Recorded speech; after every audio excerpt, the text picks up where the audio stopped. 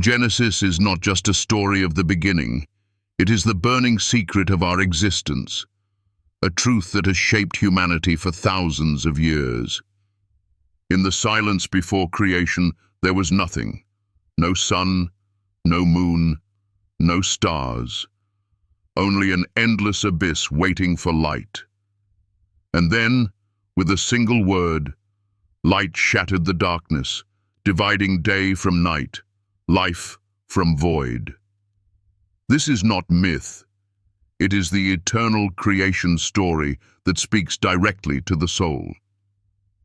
But why does this matter to you today? Why does the fall of Adam and Eve still echo in every choice we make? Why does the jealousy of Cain and Abel mirror the violence and envy in our own world? Why does the faith of Noah building his ark against the laughter of the crowd feel like the same struggle you face when you stand for truth in a culture that mocks you? In this video, you will discover why the Garden of Eden was never just a paradise lost, but a symbol of freedom and responsibility. Why the Great Flood was not just destruction, but the doorway to hope. And why the Rainbow Covenant still shines as a promise of mercy in a broken world. You will see how the Bible stories of creation, the fall of man, and the story of Noah are not distant legends, but living lessons for our time. Lessons about temptation, courage, and the healing power of faith. So let me ask you, do you believe the choices of the first man and woman still shape your life today? Do you see the same struggles of envy, temptation, and hope rising in your own story? Share your thoughts in the comments, because your voice matters here. And if these timeless truths stir something inside you, if they ignite even a spark of light in your darkness, I invite you to subscribe, like, and join this journey. Together, let us uncover the mysteries of Genesis and find the hope hidden within every shadow. Sang the From Nothingness to Life, Genesis begins with a vision of creation that still strikes the heart like thunder. Imagine the silence of nothing, no sky, no earth, no seas, until the voice of God breaks through the void. Let there be light. Light slices open the darkness, and suddenly the first sunrise floods the universe with glory. This is not only about a cosmic beginning, it is about every time your own life feels empty, and one spark of hope brings you back to life. The creation story tells us that order can emerge from chaos, that beauty can rise out of nothing. Think of a family starting fresh after losing everything in a flood, or a person beginning again after addiction or heartbreak. Their first day is no less miraculous than the first dawn.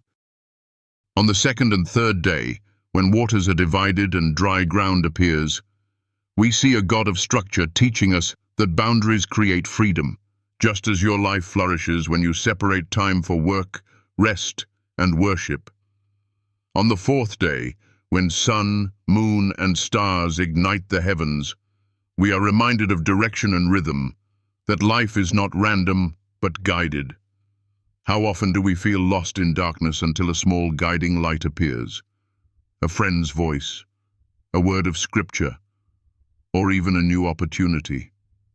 On the fifth and sixth days, as birds soar and animals roam, life bursts into color and motion, teaching us the power of abundance.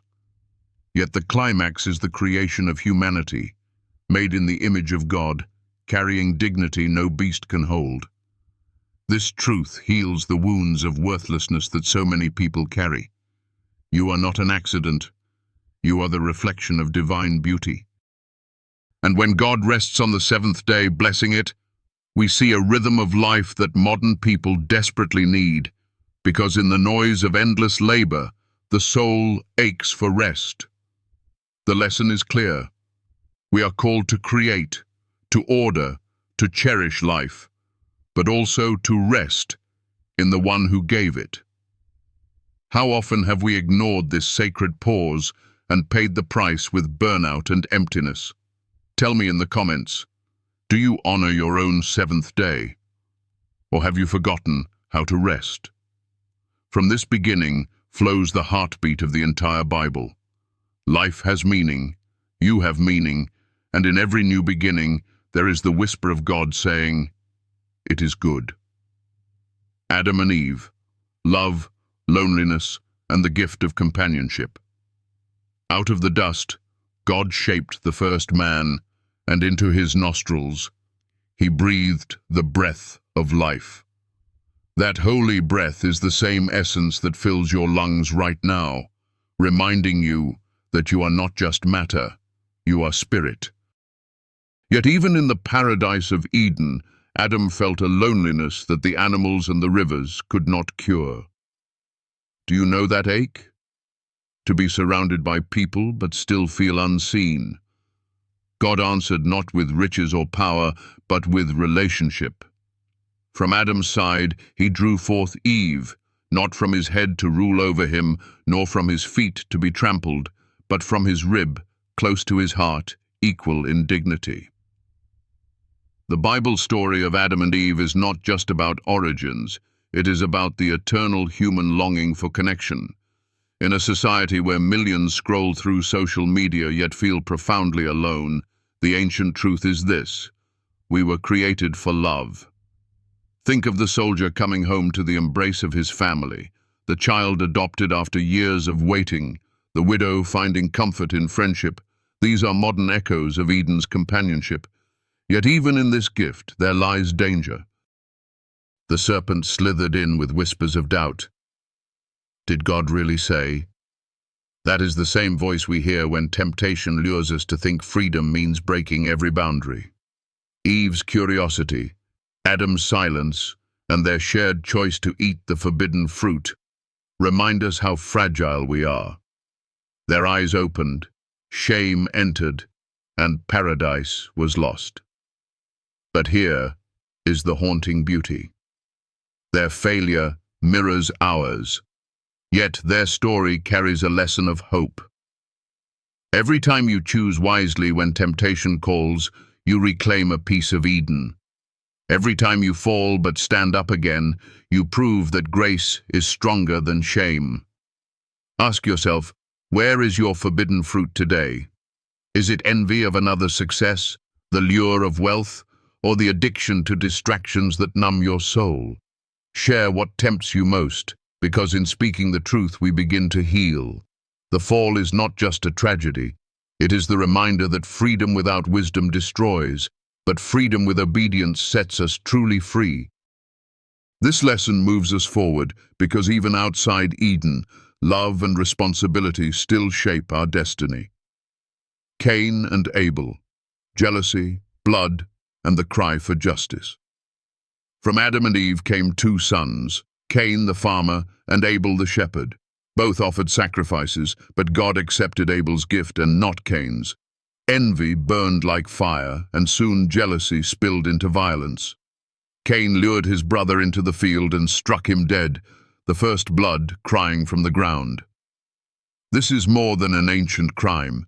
It is a mirror of the envy that poisons families, workplaces, even nations. How many friendships have been destroyed because one person could not celebrate another's blessing? How many acts of violence in America today echo Cain's rage, whether through shootings, abuse, or silent hatred?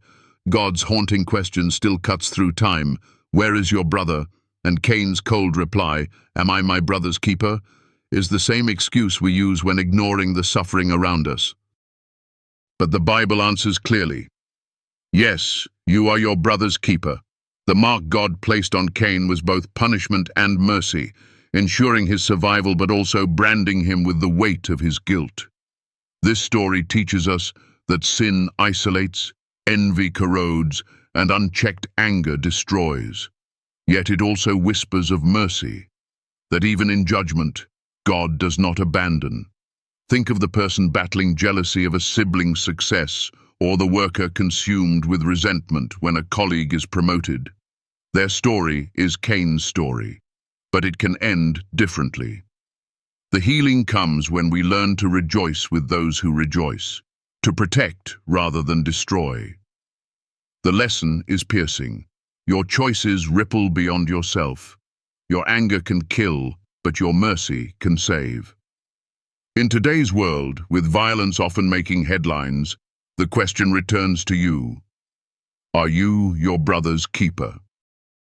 The answer you live each day will determine whether you follow the path of Cain or rise above into the path of reconciliation. This sets the stage for the generations to come, where faith, corruption, and hope will battle across human history, leading us to Noah and the flood of judgment and renewal. Cain and Abel, jealousy, violence, and the price of choice. The story of Cain and Abel pierces the human heart because it reveals what jealousy can do when it burns unchecked. Cain, the farmer, and Abel, the shepherd, both brought offerings to God. One gift was accepted, the other rejected. And in that moment, anger became poison, envy became a storm that turned brother against brother. Cain lured Abel into the field, and the first murder was committed beneath the open sky. The earth drank innocent blood, and the cry of injustice has echoed ever since. This is not just ancient history, it is a mirror of our own struggles. Think of the family torn apart by rivalry, the friend who cannot celebrate your success, the news headlines filled with violence rooted in envy. How many lives are shattered because one person could not bear to see another blessed? The voice of God still asks, "Where is your brother?" And every time we choose selfishness over compassion, every time we ignore the suffering of others, our silence becomes Cain's silence. The lesson is urgent. You are your brother's keeper. Healing begins when we learn to celebrate others, when we fight jealousy with gratitude, when we refuse to let bitterness dictate our choices. Ask yourself, what hidden envy are you carrying right now? Speak it out, because in confession lies the first step to freedom. Cain's curse was wandering, but our redemption comes when we walk in love. This prepares the path for a greater story of lineage, faith, and the men who walked with God. The lineage of Adam, Enoch, and the power of walking with God. From Adam came many generations, men who lived centuries, whose names we barely whisper today. Yet among them one shines like a flame. Enoch, the man who walked with God. While others lived, worked, and died, Enoch's story breaks the pattern. He did not die. God took him. What does it mean to walk with God so closely that death itself has no claim? It means intimacy, faith, and trust woven into every step. This lesson cuts deep for us today. In a world obsessed with living longer, Enoch teaches us that it is not about how many years you add to life, but how much life you add to years. 1,000 empty days are nothing compared to one day of true communion with God. Think of the people you know who radiate peace, not because they are rich or powerful, but because they live aligned with higher purpose. Their presence itself is healing. That is the spirit of Enoch. His life whispers a truth modern society forgets. Holiness is not about isolation, it is about walking each day in step with love, justice, and mercy. And when your walk is with God, your story becomes eternal. The genealogy also reminds us of Methuselah, who lived 969 years, the longest recorded life, yet his longevity fades in the shadow of Enoch's intimacy. What would you choose? Length of days or depth of spirit? Share your thoughts, because this question reveals what you truly value. From Seth to Noah, the lineage narrows toward a man who will stand against the flood of corruption, a man chosen to preserve life itself. Noah, faith against the mockery of the world. In the days of Noah, humanity had multiplied, but so had wickedness. Violence filled the earth, greed consumed hearts, and corruption became the air people breathed. God looked down and grieved, declaring judgment through a great flood. But in the midst of darkness, one man found favor: Noah. Imagine his task: to build an ark of massive size on dry land under the mocking eyes of neighbors who laughed at his faith. Every hammer strike was an act of obedience, every plank a testimony of trust. Have you ever stood alone, ridiculed for your convictions, mocked for choosing the narrow path? That is Noah's story. The ark was not just a ship. It was a symbol of salvation, a sanctuary of hope, rising above the storm. And yet building it demanded perseverance beyond measure. Think of the college student mocked for staying true to their values, the single parent working tirelessly for their children, despite whispers of doubt, the believer who refuses to compromise integrity even when it costs them everything. These are modern Noahs, building arks of faith in a world drowning in cynicism. When the floodwaters came, every mocker was silenced, and the only voices that remained were those inside the ark, voices of survival, of promise, of a new beginning. The lesson is electrifying. Sometimes the world will laugh at your obedience, but obedience will be the very thing that saves you. What ark are you building today? Is it your family, your integrity, your faith? Comment your answer, because sharing your ark might inspire someone else to keep building theirs. Noah's courage points us forward toward the judgment and mercy of the flood, and the rainbow promise that will forever mark God's covenant with humanity. The great flood, destruction, and the hope of rebirth. The skies darkened, the fountains of the deep burst open, and the world drowned in its own corruption. The great flood was not simply rain. It was the collapse of a civilization that chose violence over love, greed over gratitude, arrogance over humility. Imagine the sound of the storm, the screams swallowed by rising waters, the silence that followed as mountains themselves disappeared beneath waves. Yet within the chaos, the ark floated like a miracle, carrying the seeds of life, the heartbeat of redemption.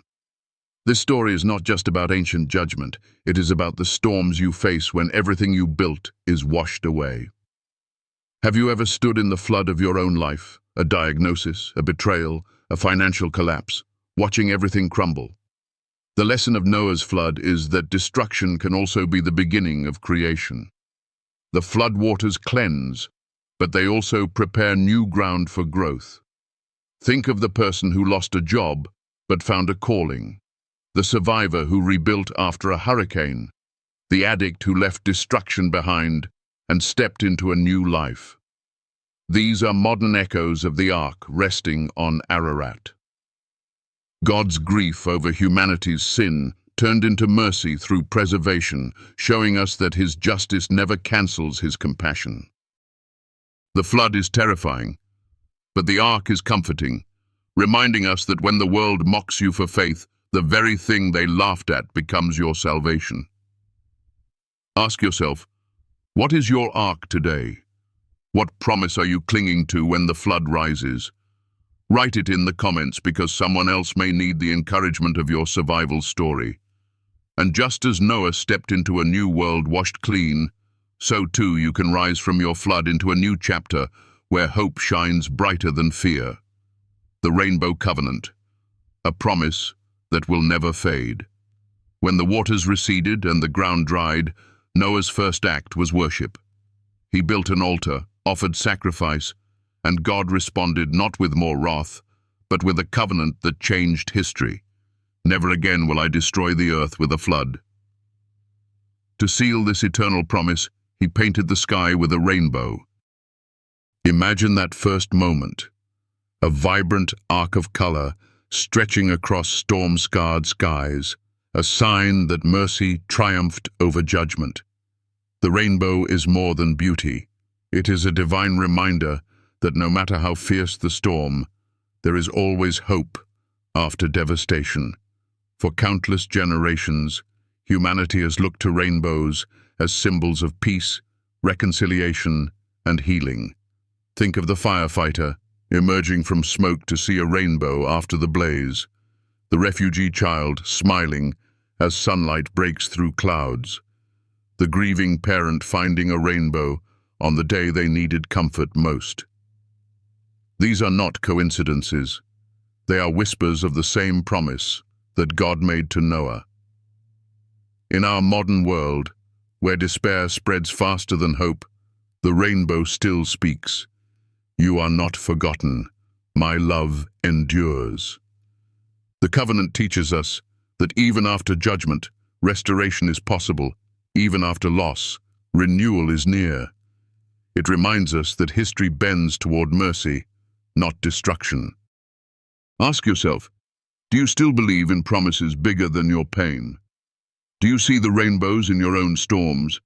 Share in the comments how a rainbow, literal or symbolic, once reminded you that life is worth holding on to. This covenant moves us beyond survival into trust, showing that the God of Genesis is not only a God of justice, but a God of everlasting faithfulness. The rainbow shines not just in the sky, but in the very hope that rises in your heart when everything seems lost, calling you to believe again.